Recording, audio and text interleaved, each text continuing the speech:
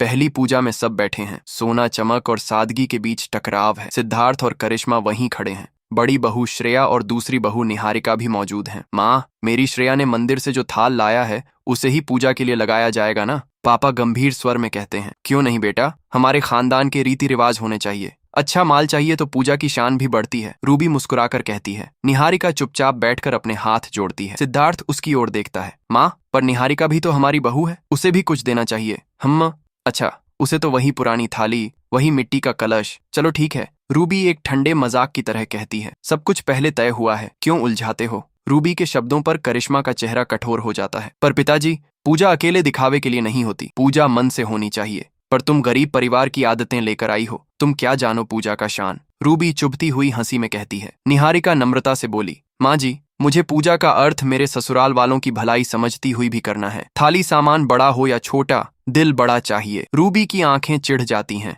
ये दिखावा मत कर, तुम्हें बताऊं पूजा कैसे होती है। और कहकर वह कपाटों से महंगे रंग बिरंगे सामान निकालकर श्रेया के पास रख देती है। श्रेया का चेहरा खुशी से खिल उठता है। ये लो, सब कुछ तुम्हारे लिए। रात को दुकान से लौटकर सुबह सब तैयार होते हैं। पूजा का समय निकट है, लेकिन रूबी ने खुद एक चाल चली। उसने निहारिका के साथ रखा थाल छोटा और सादा रखा, जबकि श्रेया के पास शाही चीजें रख दी। देखो बेटा, अब सब समझ गए कि किसकी बहू कितनी उन्नत है, रूबी गर्व से कहती है। दोनों बहुएं अलग अलग पानी को संभालती हैं। श्रेया महंगे घी, केसर और नए फूलों से भरा थाल सजाती है। निहारिका सादगी में खरी हुई कच्ची मिट्टी की दीपक, थोड़ा अन्न और गूंथा हुआ आटा रखती है। घर के कुछ लोग हंसते हैं, अनाज भी वहीं, पर दिखने में फर्क है। पर पूजा शुरू होते ही माहौल बदला। निहारिका ने भाव से आरती गाई। उसकी आंखों में सच्ची श्रद्धा दिखी। उसने छोटे छोटे अनाज के पैकेट बांटकर गरीब पड़ोसियों का भी ध्यान रखा। श्रेया की आरती ठीक ठाक थी, पर सबको लग रहा था कि कुछ दिखावटी है, कुछ अघोषित घटनाएं होती हैं। श्रेया की महंगी अबरक चप्पलें पूजा के पास रखी थीं। अचानक एक चिरपरिचित आवाज आई। कोमपल गिर गई। श्रेया गिरकर चप्पलें पटक देती है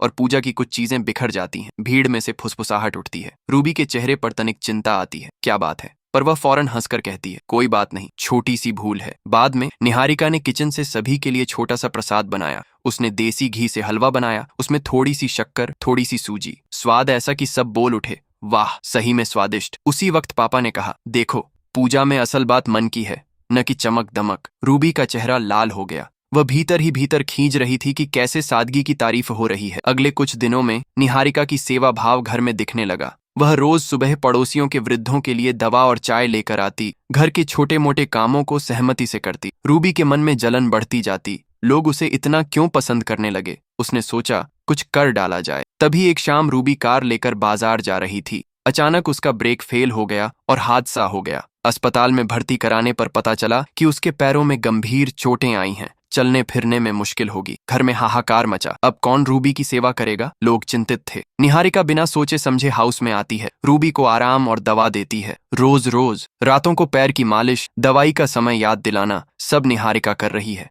एक रात रूबी के आंसुओं से भरे हुए स्वर सुनकर करिश्मा बोली, मैंने तुमसे गलत किया, पर तुमने फिर भी सेवा की। रूबी अंदर ही अंदर छुपी जलन को साफ कर सकी नहीं, पर धीरे धीरे महसूस करने लगी कि निहारिका का हृदय कितना बड़ा है। फिर एक दिन शिवम, एक छोटे भाई सा किरदार, गलती से सबको सब बता देता है। कैसे निहारिका ही रातों में रूबी की दवा लेकर गई और कैसे उसने अपने हाथों से खाना बनाकर रख दिया। कुछ लोग चौंकते हैं, श्रेया भी हैरत में। मैंने कभी इतना कुछ नहीं किया। रूबी शर्मिंदा हो उठती है। उसके अंदर का अहंकार टूटने लगता है। अंततः एक सभा बुलाई जाती है। रूबी उठकर कहती है, मैंने अमीरी गरीबी के नजरिए में तुम्हें तौलने की भूल की। तुम निहारिका, मेरी वजह से जो कष्ट सहती रही, मुझे माफ कर दो। निहारिका नम्रता से मुस्कुराती है। माँ जी, मैं यहाँ परिवार के लिए आई हूँ, न कि प्रतिस्पर्धा के लिए। घर में प्यार और सेवा ही पूजा है। रूबी ने उसी दिन बयान दिया, अब से न कोई तुलना, न कोई अलग अलग नियम। पूजा, खाना, जिम्मेदारी हम सब मिलकर संभालेंगे। फिर सभी मिलकर पुराने झगड़े भुलाकर गले मिलते हैं। घर में फिर वही स्नेह लौट आता है। श्रेया और निहारिका साथ में खाना बनाती हैं, पड़ोसियों के लिए भी बांटती हैं, और रूबी ने सीखा कि शान की जगह स्नेह जरूरी है। कहानी का अंत एहसान और समझदारी के साथ होता है। बंटवारा खत्म, रिश्तों की मरम्मत हो चुकी है। यही कहते हुए परिवार के सभी सदस्य मिलकर दिया जलाते हैं और घर में एक नई गर्मजोशी छा जाती है। अंत भला तो सब भला।